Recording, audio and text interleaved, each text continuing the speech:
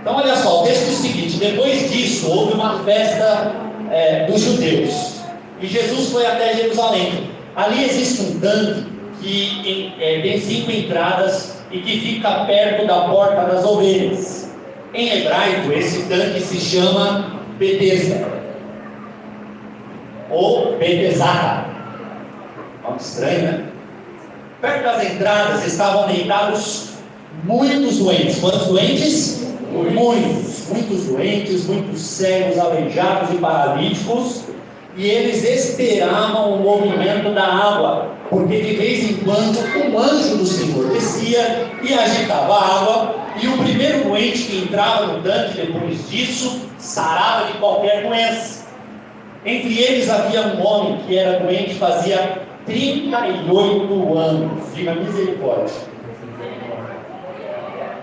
Jesus viu o homem deitado e, sabendo que fazia todo esse tempo que ele era doente, Jesus pergunta para ele: você quer ficar curado?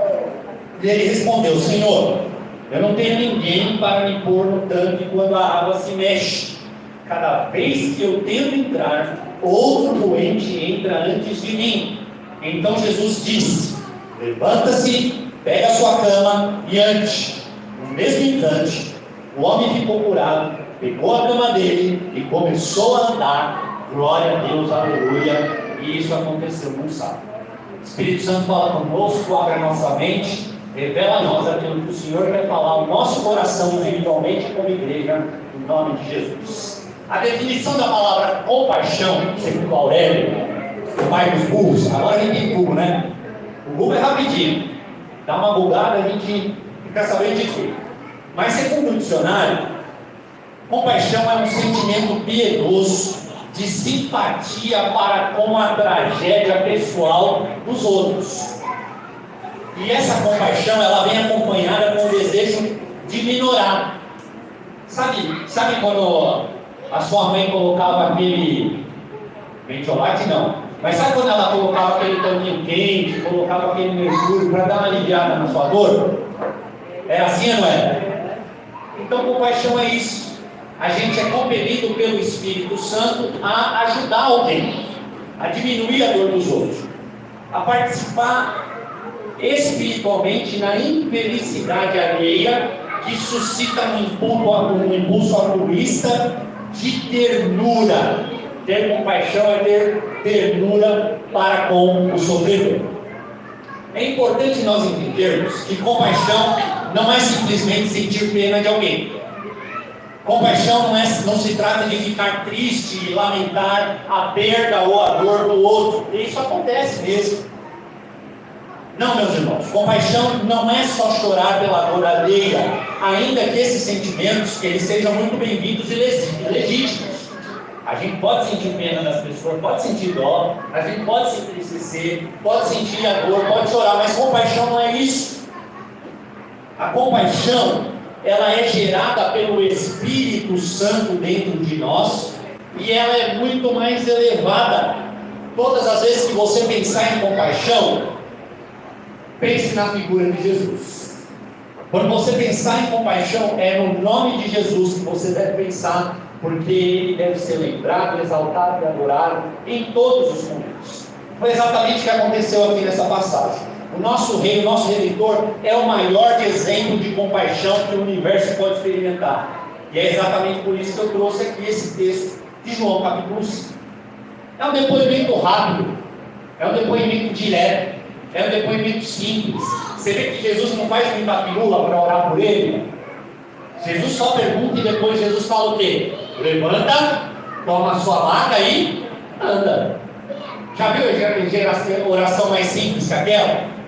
Às vezes você vê às vezes a gente vê uns pregadores aí na internet, os caras primeiro mudam a voz, né? Eu não consigo. Por mais que eu tenha, eu não consigo.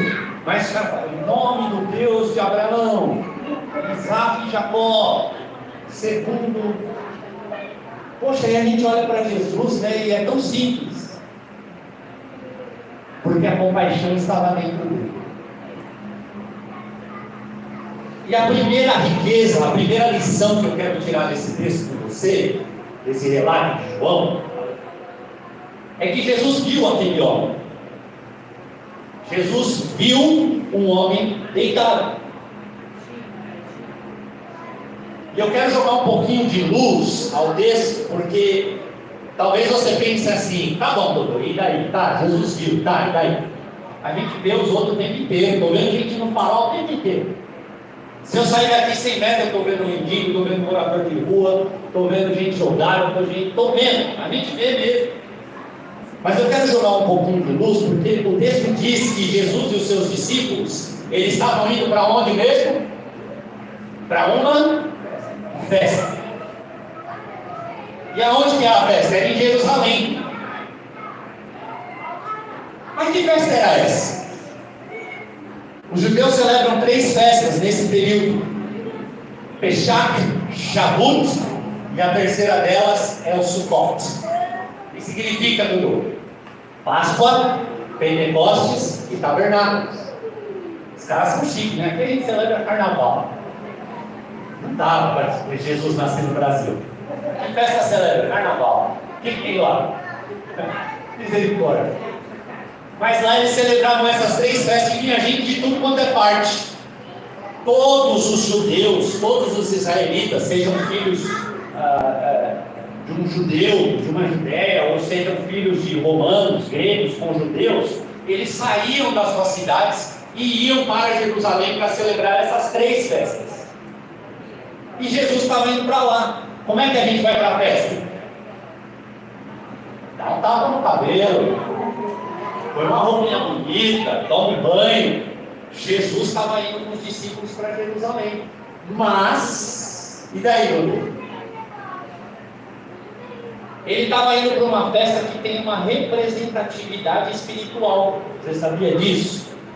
As festas sagradas, as festas santas foram instituídas pelo Senhor em Número, você vê isso em Deuteronômio e Levítico, eram festas sagradas. E essas festas ainda têm um significado espiritual grande nela.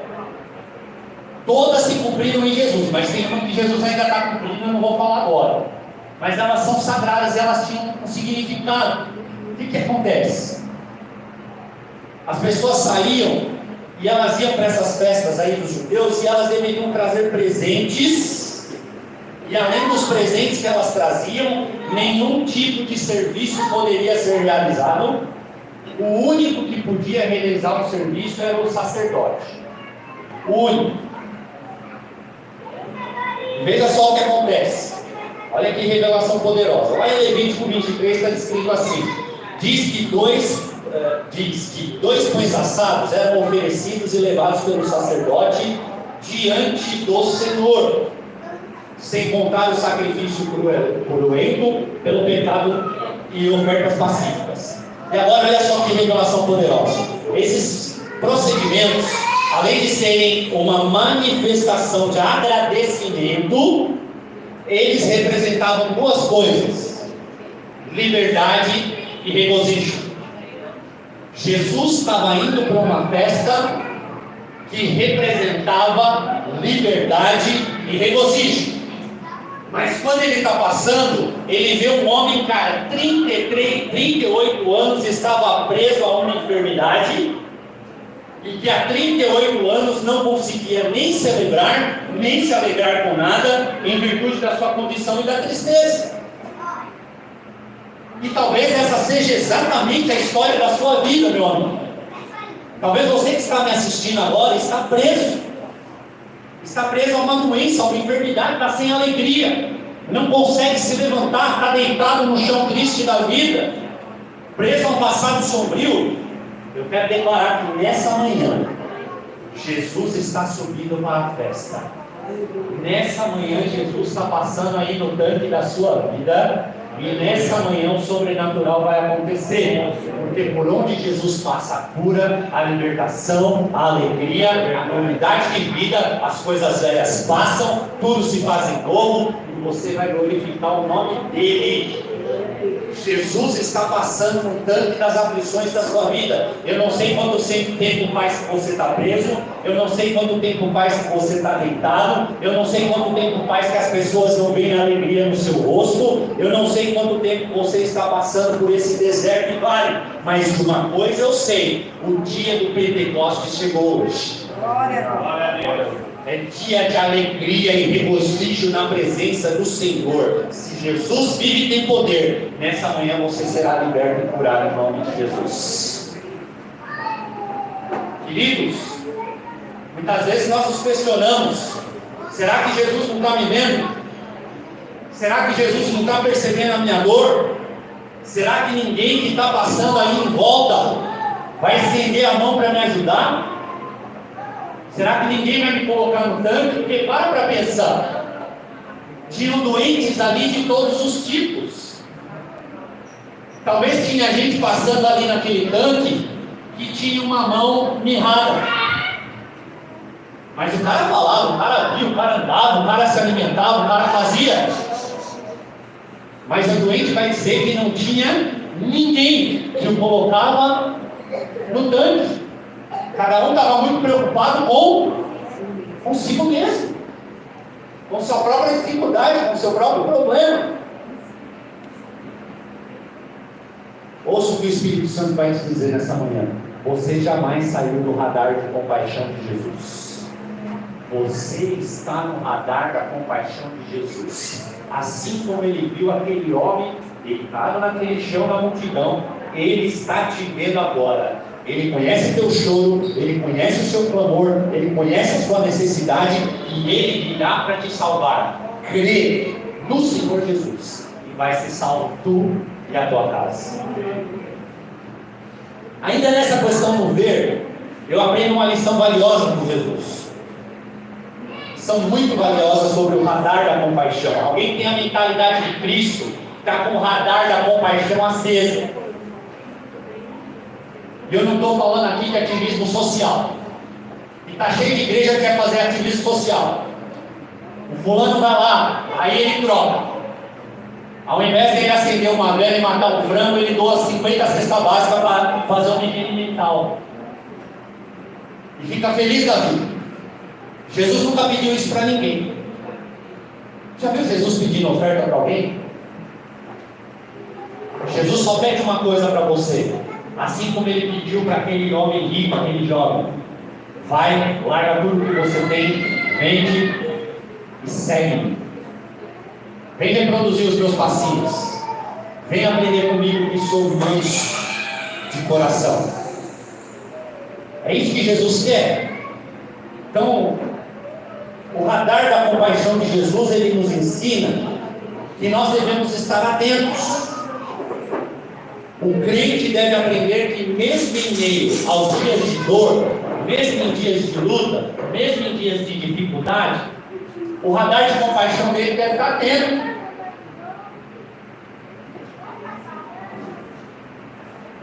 Minha esposa, num dia, enterrou um dos nossos filhos e na saída ela foi dar banho no pai.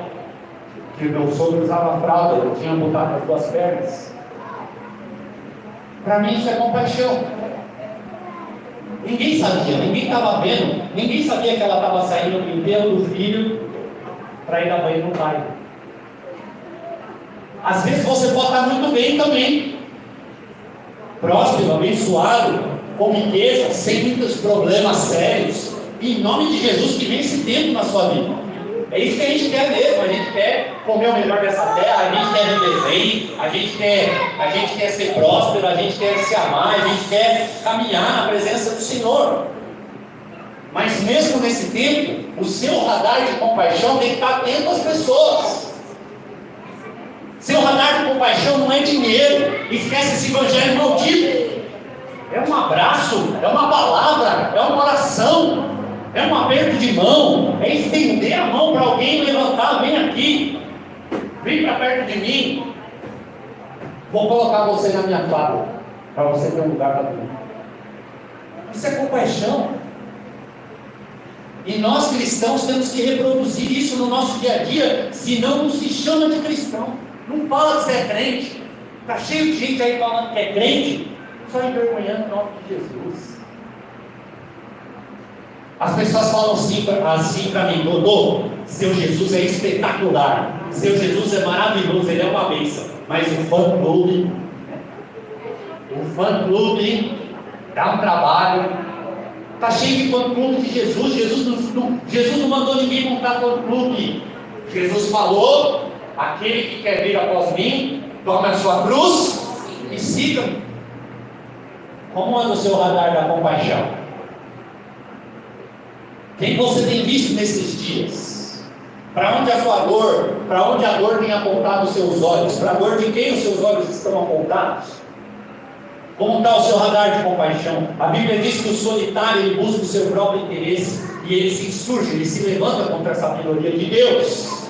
Mas aquele que tem um coração contrito e quebrantado está o tempo todo disposto a servir e amar as pessoas. A indiferença ao próximo e às coisas de Deus, às necessidades de Deus, é pecado. Ninguém fala mais de pecado, né? Na igreja. É pecado. O pecado mata. O pecado, sabe qual que é a pior parte do pecado? Ele rouba o melhor de Deus para a sua vida. É isso que aconteceu com Adão e Eva lá no Éden. Além de tudo que o pecado faz, ele rouba o melhor de Deus para a sua vida. Ele rouba a intimidade de Deus para a sua vida. Por isso, nesses dias, levante a sua cabeça. Observe, observe. Coloque pessoas no seu radar da compaixão. Diz aí para a pessoa do seu lado: coloque pessoas no radar da compaixão. Levante a sua cabeça, veja as pessoas. Haja de compaixão a sua vida. Segunda lição. Jesus viu aquele homem e aí então Jesus fica sabendo. Lá verso 6 vai dizer que Jesus fica sabendo. Jesus ficou sabendo o que estava acontecendo com ele. João diz que enquanto Jesus olhava para aquele homem, ele soube da sua dor.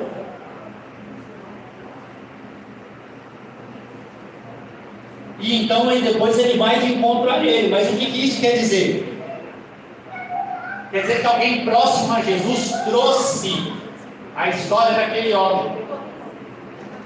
Alguém que estava perto de Jesus veio e contou para ele: Senhor, é assim, ó, esse rapaz aqui é filho do fulano, é filho da Maria, é filho do Felipe, e ele ficou 38 anos assim, já estava assim, ele ficou assim, e veio parar aqui, e a história dele é esse, ele é do bairro fulano de tal, ele morava naquela, sabe aquela casa que nós passamos na frente, Senhor? Estava lá, era a casa dos pais dele, aí os pais dele morreram, sei lá.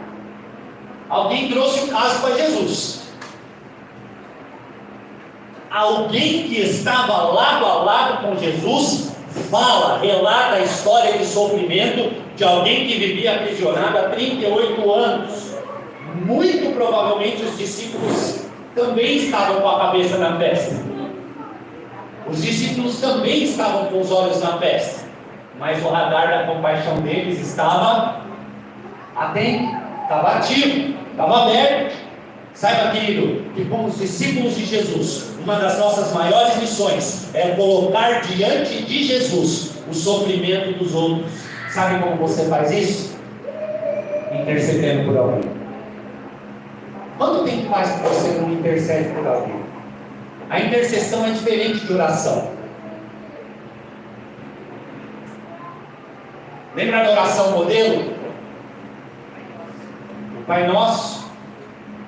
Jesus ensina, mas a oração de intercessão é diferente. Você sente a aflição da pessoa, você sente a dor dela, você clama para que Jesus, Senhor, tenha misericórdia, vai ao encontro dessa pessoa, muda a situação dela, dá um trabalho para ela. Senhor, o que eu posso fazer para ajudar? Vou pagar um curso aqui para ela fazer, eu vou trazer ela para trabalhar comigo. Senhor, vou levar ela lá no hospital.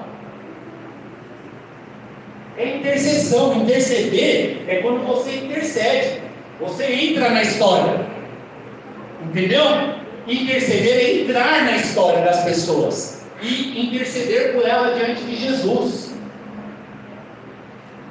Só faz isso quem tem compaixão.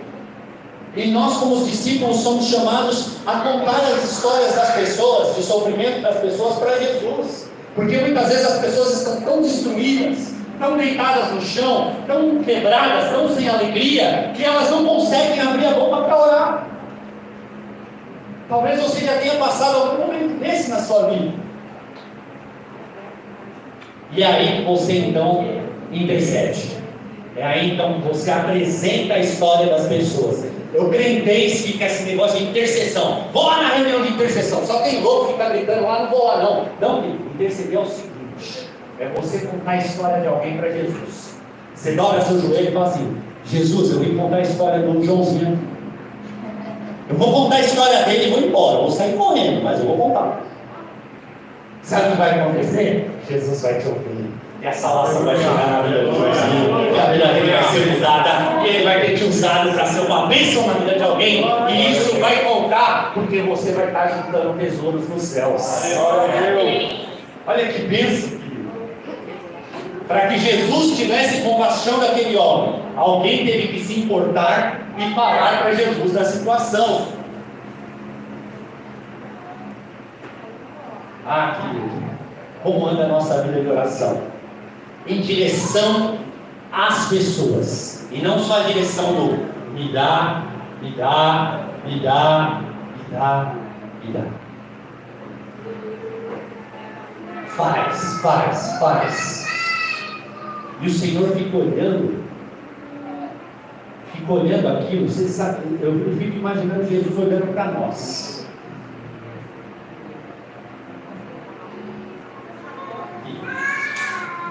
Que cristianismo é esse que nós vivemos? Uma pessoa, duas pessoas. Essa semana eu fui tão envergonhado. Foi um casal lá na minha casa. Casal pensa, abençoado, eu disse para eles: eu quero vocês aqui comigo. Não vem com esse negocinho só de jantar, não. Vem estar comigo na igreja. Senão os caras te conquistam pela barriga, entendeu? Zé Carlos? É complicado. Aí beleza. Fez lá um bobó de camarão. Puxa, quanto queria comer um bobó de camarão? Lá na casa do Gabriel essa tarde eu vou convidar vocês. Mas aí eles fizeram e ela disse o seguinte: esse casal chegou até a mim o seguinte. Ela me mandou uma mensagem. E ela falou assim: sabe, Dudu, como ninguém liga para mim, como ninguém fala comigo, como ninguém procura saber das minhas dores e aflições, sabe o que eu decidi fazer? Eu decidi fazer uma lista. E aí eu fiquei ficando com aquele sorrisinho amarelo, sabe, que eu nunca tinha ligado para ela. E ela falou: até um dia que chegou o teu nome. Então eu mandei a mensagem para você. E imediatamente você respondeu, se importou comigo, falou comigo, me abençoou, me trouxe para perto. E eu estou aqui hoje jantando na sua casa. Faz uma listinha lá, fala para o irmão do celular: faz uma listinha lá. É só no WhatsApp, agora não precisa nem ter ficha para ligar. Faz uma listinha de pessoas que um dia passaram na sua vida e que você vai mandar um outro: estou passando aqui para falar para você, oi. Deus abençoe seu dia. Que seja um dia diferente. Posso orar por alguma coisa da tua vida? Porque as pessoas já acham que a gente manda mensagem para pedir as coisas, não é assim? Ixi, lá vem, ó. Lá vem o pastor Pidão. Misericórdia. Não sou eu, não. Como anda a sua vida de oração? Interceda por alguém. Faça de uma forma prática, leve, suave. Você vai ver que a glória de Deus vai mudar a vida de alguém e de alguma família. O texto lá de Filipenses, capítulo 2, verso 4 ao 5, nos ensina: cada um cuide não somente dos seus interesses, mas também dos interesses dos outros. Seja a atitude de vocês a mesma de Cristo Jesus. Como cristãos, nós devemos crer e compreender que Jesus nunca fica inerte à dor dos outros, nem a nossa. Ele sempre está disposto a nos ajudar, Ele sempre está disposto a ir ao nosso encontro, Ele sempre está disposto a estender a mão para nós. E assim nós devemos fazer com as pessoas. Toda vez que alguém bater a sua porta, faça isso. O que você tem feito quando o sofrimento das pessoas chega aos seus ouvidos? Terceira lição. Jesus viu aquele homem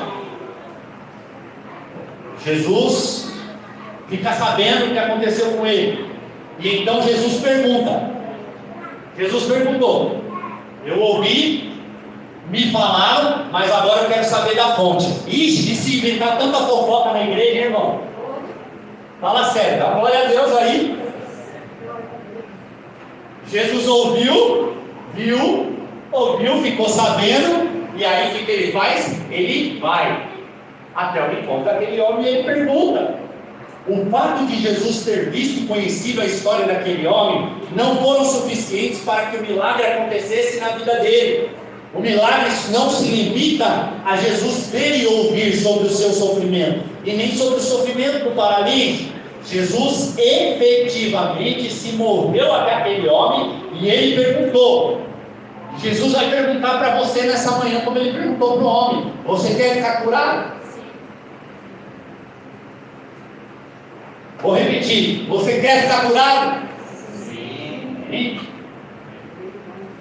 Você pode se perguntar: Dodô, mas não é exatamente isso que todo mundo lá queria? Ele estava no pau do tanque de Betesda, era lá que o anjo mexia as águas, era lá que tinha a fama de que as pessoas iam ser curadas. Para que Jesus fez essa pergunta, se todo mundo que estava lá queria ser curado? A pergunta não era óbvia? Sim. Precisava perguntar? Não. Claro que todo mundo que estava lá queria ser curado, mas aqui fica uma lição espiritual fortíssima para nós: cuidado com as respostas simples e óbvias. Diz aí para o seu irmão: cuidado com respostas simples e óbvias.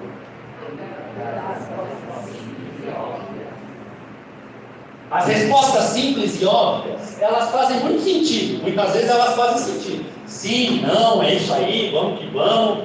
Mas quando a pergunta se trata de Jesus perguntando para você, do Espírito Santo falando com você, cuidado com respostas simples e práticas. Deixa eu falar uma coisa para você. Vou te dar um exemplo simples disso. Eu tenho lá o Kevão, 7 anos de idade, peso e idade de moleque de 11, menino de 11. O bichinho tá gordo e grande. Estou tentando pôr na cabeça dele para ele jogar na NBA. 7 anos de idade, o cara está com uma altura de 10, peso de 10. Está comendo mais que lima nova. E o Kevin, eu tenho tentado fazer isso com ele, porque ele tem uma dificuldade comigo, como pai, pela honra. Mas com a avó dele não, com a avó dele ele dá multa toda hora, Carlinhos. Ele chega em qualquer lugar, se ele chegar no shopping, a primeira coisa que ele quer ir é na Cacau Show. Porque a avó dele acostumou a dar bombom na Cacau Show. Aí eu vou comprar o prestígio lá no bar do Pedro e sai gritando: não, rapaz, isso aí tá me tirando, né, pai? Mas eu sei, você conhece a necessidade dos seus filhos? Você sabe que o seu filho precisa? Eu lembro a minha filha Lorena, ela não falava, ela não se comunicava, ela ainda não montava as frases na época. Só de olhar para ela, cara, só de olhar para ela eu já sabia o que ela queria, o que ela precisava. Se o choro era de mãe, se o choro era de birra, se o choro era de fome, se o choro era para trocar a fralda, eu já sabia. A Bia, quando você vê a Bia, você não sabe que ela precisa de uma roupa, você não sabe que ela precisa pagar o material da escola, você não sabe que ela precisa agora de uma viagem, curtir. A gente sabe a necessidade dos nossos filhos e a gente vai ao encontro delas, não é assim? Mas olha, eu vou dizer para vocês que é realizador quando o Kevin fala assim: pai, eu queria esse brinquedo aqui, assim, assado. Esse brinquedo aqui é da hora, tá? Esse brinquedo aqui é articulado, ele faz isso. Aí ele monta os prédios dele nas caixas de papelão lá na sala. Cuidado, você que tem uma sala muito arrumadinha com seus filhos. Você gosta da sala muito perfeita e arrumadinha e seus filhos não sem fazer nada. Sabe o que vai acontecer? Logo, logo eles vão correr da sua presença.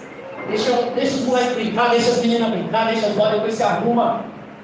Quando o Kevin fala para mim: pai, eu preciso disso. Ele me explica o porquê. Eu sinto muito mais prazer em abençoá-lo. E é assim que a gente tem que ser com Jesus. É assim que a gente tem que ser com o Espírito Santo. Ele quer que você abra a sua boca para falar especificamente o que você precisa. Conta a tua história. Ele está o tempo inteiro querendo ouvir você. É que a gente está acostumado com as pessoas no mundo aí fora, que não estão nem aí, não querem ouvir nada que a gente tem para falar, cada um cuida da sua vida e fica assim mesmo. Jesus não, o Espírito Santo não, ele quer ouvir você. Quando chegar de manhã, você abre a sua boca para fazer a sua oração, e no momento de falar com o Pai da sua necessidade, seja claro, seja específico.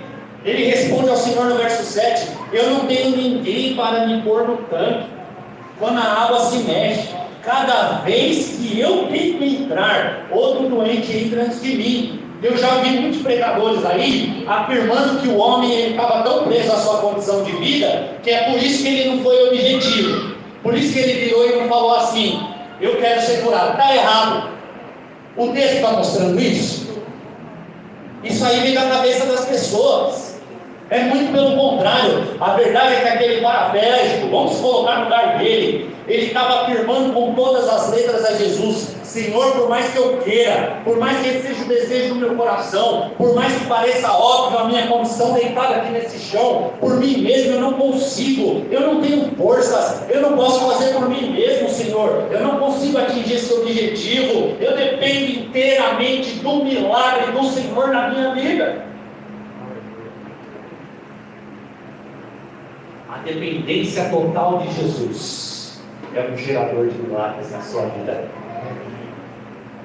Quando você não precisa depender dele, você faz pela força do teu braço. Está vendo esse prédio aqui? Vocês viram como estava antes, né? Era aquele... Sabe o desenho do Bob Esponja? O Plankton, o inimigo do Bob Esponja, ele mora na lata de lixo. Era esse lugar aqui. Aí o que eu fiz? Vendi um carro e reuni 5 malucos aqui comigo e a gente fez isso aqui. O dinheiro de quem? Do nosso. Qual que é o problema? Podia ser um restaurante aqui, ó, com música ao vivo, palco aqui, umas mesinhas, uma cozinha industrial ali. Já viram o Sandrão cozinhando? Chamava a dona Terezinha aqui de auxiliar, de mestre aqui, Cuca, porque ela cozinha demais. Estava rico. Estava boneco aqui. Você faz o que você quiser trabalhando, levantando cedo com as forças das suas mãos, com a força do seu trabalho. Se você determinar no teu coração que você vai comprar uma casa, você compra. Se você determinar no seu coração que você vai casar, você casa. Tudo isso está tudo bom. Você nem precisa de Jesus para isso. Mas tem coisa que você precisa de Jesus e demais. E é só Ele que pode fazer. É cura que só Ele pode trazer. É um vazio que está dentro do seu ser que só Ele pode suprir. É uma resposta de vida que só Ele pode trazer ao teu coração. E é nisso que você tem que abrir a sua boca para falar, querido. A dependência total de Jesus sempre gerará milagre em nossas vidas. Pergunta-chave: quando você tem dependido de Jesus? A gente é assim, a gente quer ser independente. Eu lembro quando eu tinha 13 anos de idade, eu estava dirigindo um carro do vizinho e falava para minha mãe: um dia eu vou comprar meu carro, não estou nem aí. A gente quer ser independente. A gente é assim. E Jesus quer que nós sejamos dependentes dele, da voz dele, das mãos dele, dos passos dele. Porque sabe que quando você é crente e você é independente, você vai realizar muitas coisas sozinho, mas você vai perder de ouvir a voz do Espírito Santo. Você não vai ter comunhão com o Espírito Santo. O Espírito Santo vai falar com você porque você já sabe. Não é ruim falar com as pessoas quando elas falam: eu já sei, eu já passei por isso, eu já vivi isso aí, eu já sei como é que é, eu já sei. Quarta e última lição para quem terminar. Jesus viu, Jesus ouviu, Jesus foi ao encontro, Jesus perguntou, e aí acontece o seguinte: perto das entradas estavam deitados muitos doentes, cegos, aleijados e paralíticos, esperando o movimento da água. Eu confesso a vocês que essa parte da história sempre me intrigava. Por que Jesus só curou aquele homem? Estava cheio de doente lá. Jesus poderia ter cuidado de todos? Sim ou não? Sim. Sim. Se Jesus quisesse, ele pisava e todo mundo era curado. Mas ele não curou, só curou um homem. Ué, Jesus foi econômico demais. Tinha todo o poder, só curou um. O que aconteceu? Por que ele não fez? Por que ele não curou? Porque naquele momento específico, Jesus não agiu de compaixão para todos. Por que Jesus não agiu de compaixão para todos? Pergunta difícil essa, né? É intrigante, mas existe uma resposta. O texto diz que Jesus se moveu em direção àquele homem e perguntou: você quer ficar curado? E aqui vai a grande revelação da mensagem. Jesus Cristo, Filho de Deus, só se movia quando o Espírito Santo levava ele a se mover e a falar com alguém. Para de ser trouxa dos outros. Para de ser bobo dos outros. Para de abrir a porta da sua casa para todo mundo. Para de dar o seu dinheiro para qualquer vagabundo. Para de ficar fazendo doação para quem nem precisa. Você acha que você é quem? Você é Deus? Você está ouvindo a voz de quem? Você está fazendo isso debaixo da autoridade de quem? Porque o texto está dizendo aqui que Jesus se moveu pelo Espírito até aquele homem, mas ele não curou todo mundo. Ele não agiu de compaixão com todo mundo.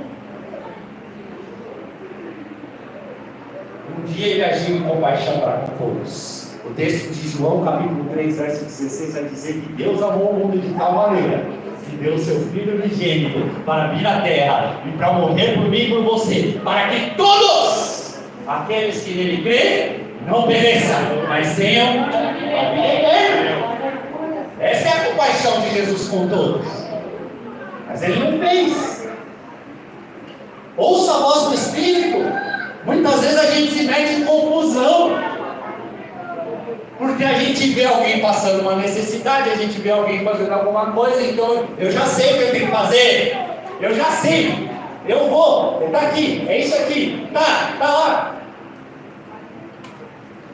Eu gosto muito de um testemunho, para a gente finalizar, de um irmão chamado Mahesh Chavda, um homem de muito jejum e oração. Poder de Jejum e Oração, o livro dele, fez aquele jejum de 40 dias várias vezes, um homem riquíssimo. Ele disse que ele é indiano, ele estava na faculdade e ele penava para pagar a faculdade dele. E num semestre veio um casal de amigos e disseram para ele: irmão Mahesh, a gente vai ter que abandonar a faculdade porque a gente não tem dinheiro para pagar esse semestre. E nós viemos aqui para o senhor orar por nós, para você orar por nós. Ele estava na faculdade também. E imediatamente ele pensou assim: vou pegar as minhas reservas que eu tenho e vou abençoar essa família, vou dar para eles, porque esse casal, eles são melhores que eu, eles vão servir mais a Deus do que eu vou dar para eles. Imediatamente o Espírito Santo falou para ele assim: eles pediram dinheiro para você ou pediram oração? Bobão, pediram oração. Eles eram aqui que pedir seu dinheiro ou pedir oração? Então o Espírito Santo diz para ele: então abre a tua boca e ora, porque eu vou fazer na vida deles. E diz que ele ficou branco, pálido. Os irmãos entenderam: está tudo bem, irmão?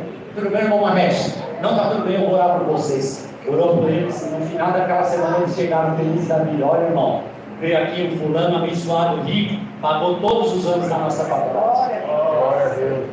Seja movido pelo Espírito Santo. Aprenda, viva bem. Sabe por quê? Porque fica um monte de Madalena arrependida dentro da igreja. Eu ajudo todo mundo, mas ninguém faz nada por mim. Toma. O Espírito Santo não mandou se fazer nada, o que está fazendo? Se mova conforme a voz do Espírito.